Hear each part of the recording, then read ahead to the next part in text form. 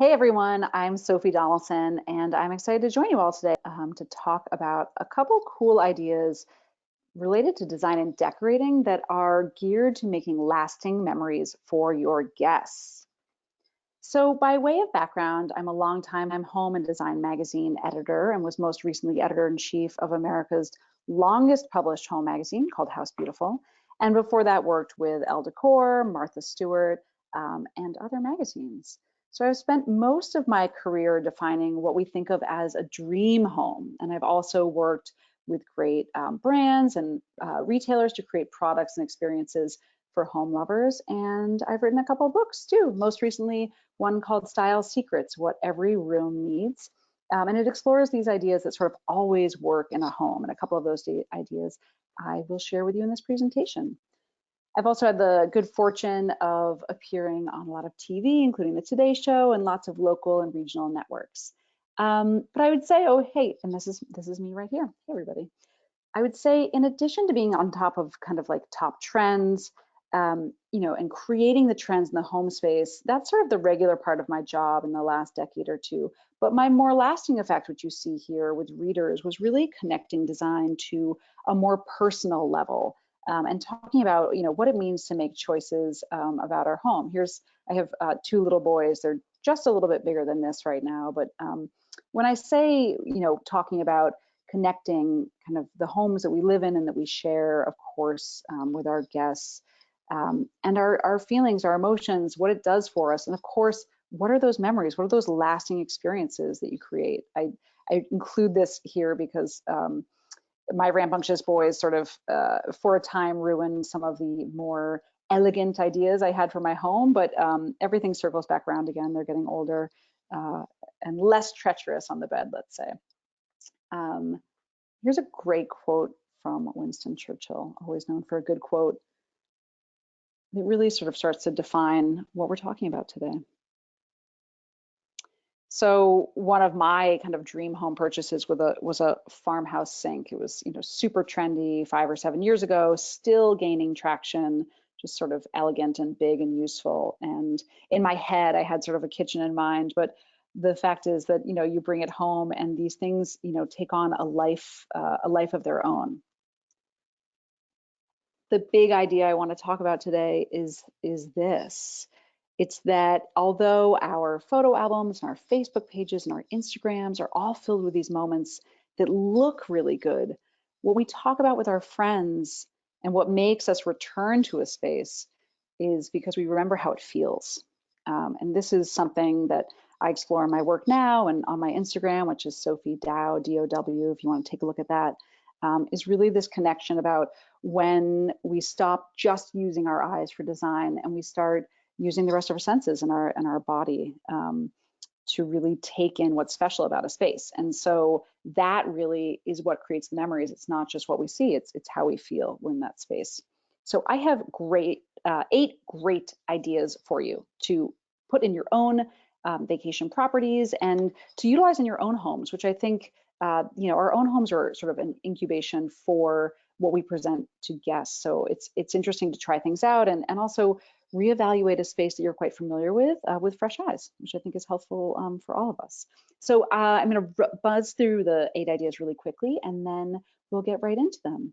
So the first one really deals with soulfulness and the importance of antiques and some older things, and I call that look in your rear view.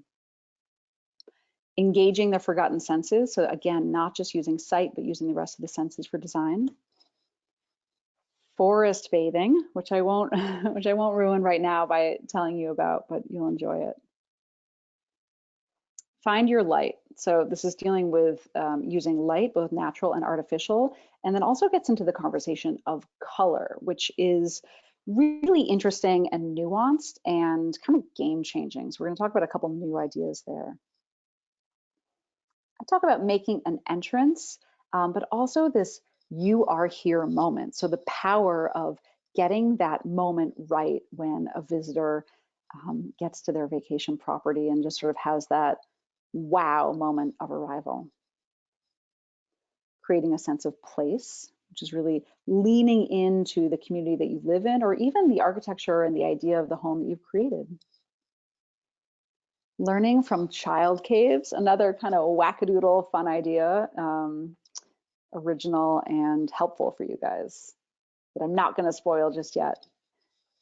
And then inspiring spontaneity, which is sort of brings me to my excitement really about um, being, here with you today, which is that you guys have the most extraordinary ability to shape people's experiences, not just on their getaways and vacations, but in life, because I can't think of a more kind of powerful way that we learn to live than experiencing another community, another home, another set of sort of design and living practices. That to me is, it trumps the ability to read in a magazine or see on Pinterest or on Instagram these ideas about home.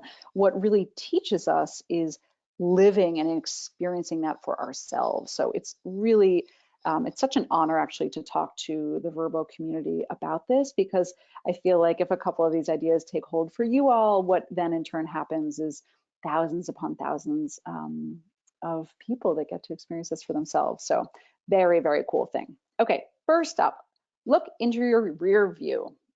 So a funny thing happens when we enter a room for the first time. We're kind of scanning around for clues and taking it all in. And there's a lot sort of at work in those first moments, right, of opening a door. It's almost like, for the people that, care about these things, you want to just stop and say, just give me a minute. Just let me take a look at this. And I always, when I visit a new property, it's like, I want to drop my luggage at the door and like quick take a picture before my family just upends everything. Like I just want to remember this moment when I'm entering like a beautiful space. When I worked in magazines, we would get the most amazing submissions, from all over the world's finest interior designers. And the number one reason things would be nixed from the list, that we knew that they wouldn't be published, is when the entire home looked brand new, as if they had gone, the owner had gone to like a catalog or a showroom or a store and just kind of bought it all in the same era. And what we crave really as people is contrast, is texture, is patina, and actually we crave age. It's a pretty cool thing. One of my favorite quotes out there is, never let the oldest thing in a room be you. You can sit on that for a second and think about that. I think it's a great practice for all of us. What is it about antiques that provide comfort, or even vintage items, or even, just accessories and objects that aren't just sort of brand new? And there's this idea here that it's comfort. Number one is that there's sort of a subtle narration from it. This, you have an old pair of candlesticks and it says, I've made it this far. Like there's sort of this feeling of trust that comes from older objects. And the second one is that they really speak of something that money can't buy, which is time and love and experience, memories, stories. I'm showing you this beautiful home in Martha's Vineyard, and I'm going to go back one here. This is a brand new home, brand new. The house is new. All of the things were bought within the same year and a half time span. The designer's name is Lily Hart. She's really talented. They obviously saw a lot of antiques and a lot of pieces to make a home feel put together over time, and it's a really special thing. I'm gonna go back more and linger on this for a second. One lesson to sort of take away is that, when you have an antique bed that's beautiful, you want to balance that old with the new, right? So fresh, crisp sheets, really great, crisp linens.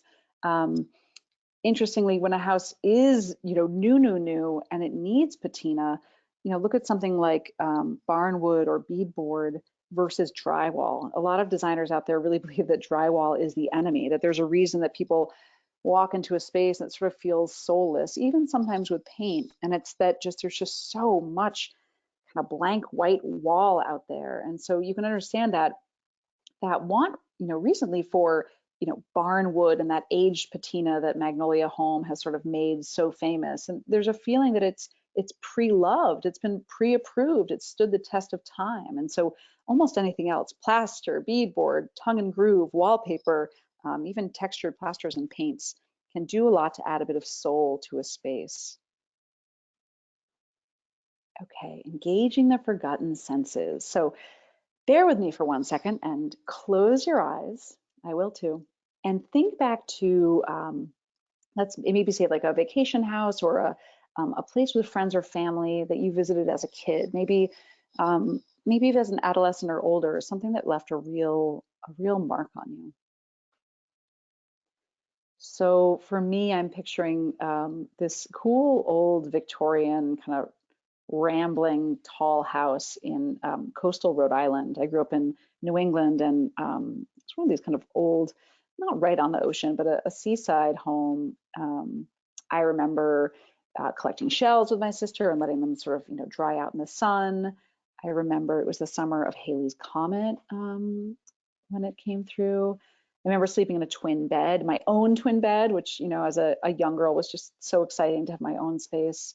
I remember a lot of kind of like a musky scent of the house, which maybe wasn't as appealing, but then this like fresh scent of my mom's best friend's like shampoo. Like it was the 80s and finesse was really big. And so I sort of remember that as this scent memory. And of course, I remember a good house scent, which was I now know as like wet shingles. It was this, yeah, just kind of beachy scent. These are incredibly strong marks on our memory. And your local, your environment has some of them, right? It's the scent of the trees, or like I mentioned, shingles earlier. But there's also ways that we can add scent into spaces, and it's remarkable. Neurologists have studied how much stronger scent memory is than our visual memory. So whenever you can, you have an opportunity to either use what local materials are near you to sort of underscore that scent, or even, something as silly as a bath product where, a guest may come in and try that hand soap and maybe go out and seek it for themselves or buy it later because it just reminds them of that stay. It reminds them of that moment. And I think scent is a huge one. Texture is the other. I look at a room like this and I see the chunky blanket, the elements of linen, even leather at the foot of the bed, probably a really, soft, maybe silk or viscose blend carpet on the floor. Each one of these has a really distinct kind of, feeling and sensory input to you. And it enriches your experience. I've talked to interior designers and architects about some of the most powerful ways they've done this. And some of them have brought up to me sort of an alley of orange blossom trees or lilacs that have like a really heady scent, or sagebrush for that matter, which is really beautiful. I also know a designer in San Francisco who does really high-end, incredible projects for kind of incredible people. And he had told me about using sound engineers to replicate the same slapping of a screen door, the same sound he heard as a child at his grandparents' house at the shore. I mean, how crazy is that? It's an unbelievable idea to sort of have this mark from your memory or this experience of what vacation means to you, and then to seek it again or to find it again. So I encourage you to think back about some of those special moments and to really evaluate, was it something that you saw? What, did you feel it? Did you smell it? And what are the ways that you could kind of do a scent tour of your own home or property and see if there's something cool to add there. Another one that I love is, it comes up on Downton Abbey, but the sound of pea gravel in a driveway, that idea of arrival, that there's some sort of crunch underfoot, much the way that fall leaves have that, but that the sound of arriving can be something too. Pretty cool.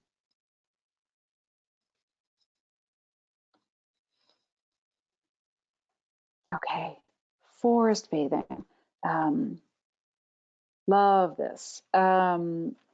Forest bathing is this sort of centuries old idea about the natural landscape, um, really feeding our energy, our souls, and quite frankly, our health.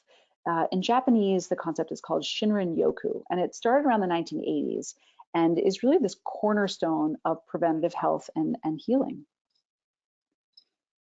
Read this for a sec. This is a great quote.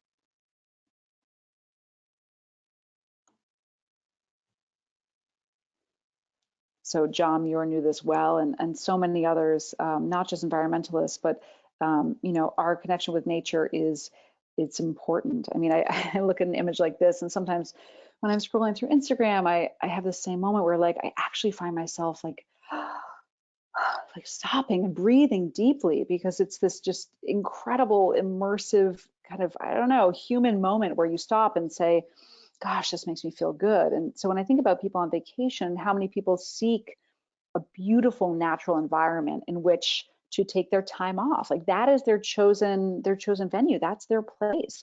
And the rest of it are sort of added bonuses, but sometimes just spending time in nature is the biggest bit of it.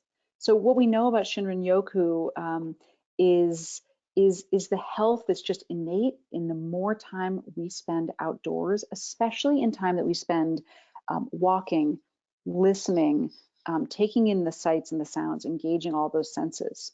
So we Americans spend literally 90% of our time inside buildings and cars. So no wonder vacation is when we decide that we're going to get out there and do something different. We know that surgical patients go home sooner with rooms that have a view.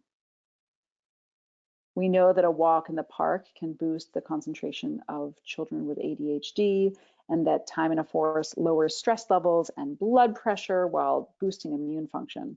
Really amazing. The practice of adding sort of natural elements, not like this, which is a crazy amount of flowers waiting for a photo shoot, but still kind of like overwhelmingly pretty. We know that time outdoors, you know, adds this quality to our lives. And the practice is called biophilic design, which is incorporating nature into our buildings.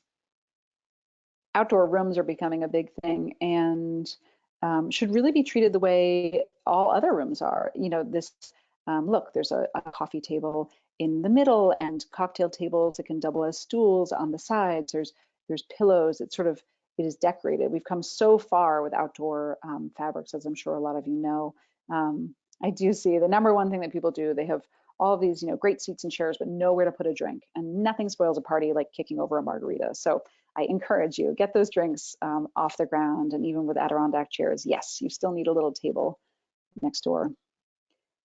You know, working in magazines, I think about the power of using plants in photo shoots. The image on the left, not only is it in this sort of great natural setting with this green roof that really underscores that feeling, but there's like probably like 7 or 10 potted plants and flowers and vases scattered throughout that room. It's really like the more kind of life and greenery you're adding inside, the sort of dreamier a space gets. And it doesn't have to be fancy either. Although I would love that swing in my own life. Here's a great tip, before and after. That tree was extant, obviously, in the property, clearly for hundreds of years, or maybe a little shy because it's in the South, things grow quickly. But the homeowner, when they were renovating with this really, you know, gorgeous set of furniture, moved it under this glorious tree. And even if they had kept the furniture and maybe spruced it up a little bit, you know, moving it to this incredible part on the property is really kind of a great insight to have here. What is the most remarkable thing on your property, or where is there something special? And even looking from the indoors, where is that great view, and how can you put a seating area inside in order to take full advantage of it? This too, I love this. Is like an old painting, you know, got it even at a flea market, and I love that it's under the eaves of this roof, so it's, you know, a bit weatherproof, and just adds sort of, you know, this great indoor outdoor element outside. You can just see that the party could spill outside and just continue feeling really natural. Yeah, another great one. This is uh, truly a 3, if not 4 season room. And the art on the wall is one of those great LG TVs that turns into sort of an art display when you're not using it. So feasibly, you could watch the game and get your fresh air at the same time. Again, more landscaping, adding on those plants, adding on those elements on top of the nature. You just sort of can't get enough. And again, what would a room like this be without the plants? Not much, but they sort of do add this magical element. A great one. This is a Verbo property in Maryland, and I love, again, treating this room fully as an indoor space. It's an indoor-outdoor space. You see the in the back, really cool with spare cushions, and adding those little twinkle lights above and the rugs underfoot does so much to add to this, making it feel really homey. Okay.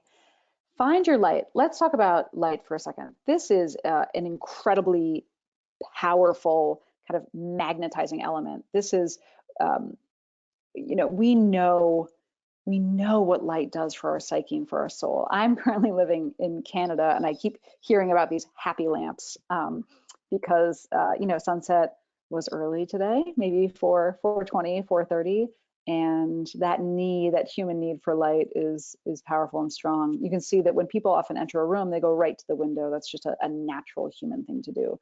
And we know that southern facing rooms are really kind of cheerful and convivial. Um, that's because the sun travels from, east to west along the southern half of the sky if you're in the northern hemisphere. And we know that north facing rooms can have a tendency to feel a little bit gloomy, and that sometimes people find themselves even to smaller rooms going to the light. So wherever you can organize your house to sort of take advantage of that natural light, and some of you are obviously in the south where you have much more of it, and maybe it floods your space, and if it is, good for you. And some of you struggle with that, of needing to use also artificial light, and I have some tips on that in a second. But I would say in general, clearing away a lot of fussy window things. I think we've known for years that, overwrought window treatments and drapes are sort of, they've had their moment, and people are looking to lose a few pounds around the windows and just clear it out and let that light come kind of pouring in. Such a sweet moment just to see. You can see this, truly the sweetness and the charm of what a little bit of light can bring, even in a gloomy environment. Or, the true gorgeousness of having windows on many sides. What's true is that our bodies and our eyes gravitate toward light. So we have to use that to our advantage. So I want to show you this room has really so many points of light. So for one, we can see in the reflection of the mirror a chandelier in the center, the sconces above the fireplace mantle, even the book lights above the bookshelf. There are cans overhead, and a couple other sources. There's a cool story behind this room too. The Roman numerals on that shelf. This is actually the home of the author Gretchen Rubin, who wrote The Happiness Project. This is her home in New York, and all of the Roman numerals represent the birthdays, birth years, I should say, of all of the grandparents of the family. Both her parents and her husband's parents are all sort of represented with these Roman numerals. So she wasn't big on family photos, but she had this added in there as a little wink and nod to them to make them feel loved and understood. And it's, I think, also a cool thing for those of you that live in the property that you also, share as a rental, to have those sort of personal nods that don't alienate visitors. It's sort of a neat idea. Here we go, zooming back on that room. Mirrors add a lot of light. Look at even that there's little sconces, little book reading lamps in the mullions of the windows. I mean, that's incredible. And then behind the sofa, again, two table lamps. The lighting is everywhere, and it provides unlimited options for how people enjoy a space. So that if it were a big party and it wanted to be low lit, you could just flick on a couple of those and the mood would be right. If you were alone, just sitting on the sofa reading a book, you could, again, one, and that would be the solution. What you really want from light is having so many options. It's not just a walk in the door and flick on a switch. It's really not enough for people. Again, multiple light sources here. So here's a good lesson in these spaces. Think about that classic sort of, I think of like a New Yorker cartoon or something. It's a street lamp above a park bench. So there's just a pool of light coming down on the park bench, and maybe two people chatting underneath it. Or if you think about driving by, I don't know, let's say a rest stop on the highway, and there's either a store or, again, lights, people gathering to the light. Nobody's lurking in the shadows. They're gathering to the light. And so that's also what something does, like a pendant light above a dining table, that People flock to the table, yes, to eat or to do work or whatnot, but they're also flocking to the light. And so likewise, where you want people to flock, put a light. Where you don't want people to go, don't put a light. But whatever you do, don't have a light just sort of hanging out where no one's going to go. If that light over the dining table right there were off-centered or 3 feet to the left or the right, it would feel awkward. It would feel off. What you really want to do is make that the center of attention. So light is really the conversation that kicks off color for me. I mean, there's no color without light, and the way color works is just it's a direct corollary to the light that's provided. I have probably the coolest, most interesting interviewee of all time with Donald Kaufman, who develops incredible line of paints under his own name. He was also, he's the guy that was in charge of coming up with the palette for the Metropolitan Museum of Art and the Getty in LA. Like, he really is the one that chooses how the finest art in the world is displayed. And it's interesting, right? It's not on white walls. Hint. Donald Kaufman has this great quote about what color and what paint can do for us. So what he says is that he uses pigment and paint to create rich light, and he calls his clients people who want to see all the light there is to see. And his goal is not to be like walking into a room and saying, wow, cool color. It's to walk into a room and feel good and to take in the surroundings and to say, and to have a good time, and that color is what sort of helps make that happen. I'm going to study this room for 1 second. This is probably one of the hardest things to pull off, which is, granted, this is austere, maybe not to all of your taste, but classically beautiful, I would say, or modernly beautiful. This is very hard to pull off. A multi-tone gray, nuanced neutral, for most of us will fall flat. It will feel cold. We don't have ceiling heights typically this high. We don't have natural and abundant light, or lime washed floors like this, or a Belgian sofa that sort of has a sculptural quality to it. When we're using a palette of gray, it's hard to make people feel really good. But it's not with this. This is actually pretty easy to pull off. I don't think there's anybody that would walk into this space with a frown on their face. What's interesting about guests to me is that they don't have to live there every day. They can have an immersive color experience and enjoy it as something new and novel and exciting, something that Instagrams really well, something that makes them feel really good. Because we know that the short truth is that color just makes us feel. It is the shortcut that adds great feelings. So yes, hard to pull off neutrals, even though that's the conversation out there. I encourage you to try to do something cool with color. I don't think you'll regret it. And quite frankly, when I see great Vrbo listings, it's often that somebody has been bold with color. They've gone all the way, or they've picked one to kind of weave throughout their home. It's also a really cool idea to say, like, oh, I'll take the pink bedroom. That's already how people communicate. So why not draw them in even more and excite them? I mean, look at the difference between these two spaces.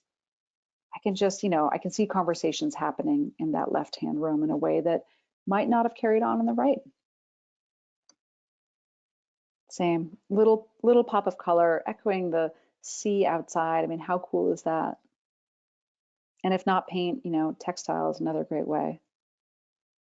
I'll leave it on this note that nobody ever did that on a beige sofa. I can tell you in all honesty, there's just something evocative and romantic about using color in large, bold swaths. Okay, quick dance through making an entrance.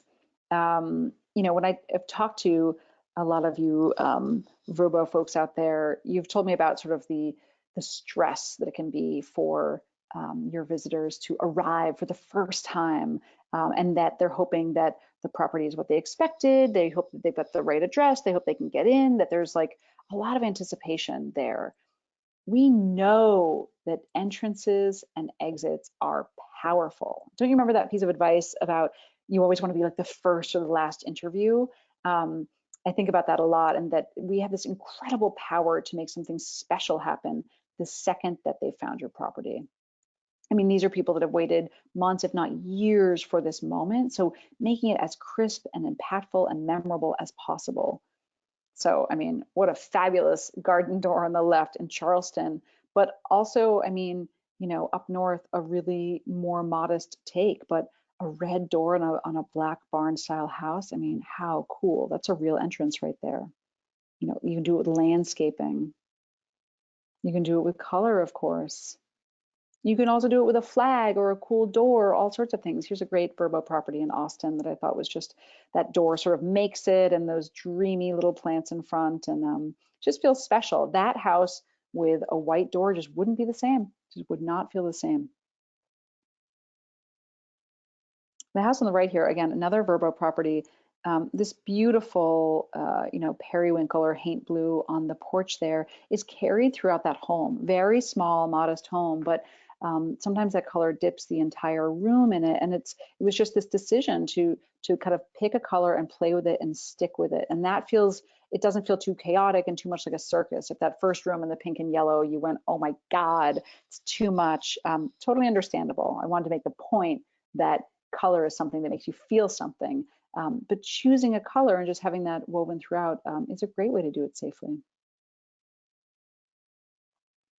Sense of place. I imagine that a lot of you have a property somewhere where the natural surroundings are enviable or worth exploring. And I think it's really important to lean into that. I laugh because my friends that actually live near the ocean are, they're like, oh, seaside decorating, whatever. But for somebody, from the Midwest that's making a yearly pilgrimage, to the ocean, like they want that. They love that. That's why they're there. They didn't choose a predictable generic hotel room. They chose your home. They want a more soulful route. So give the people what they want.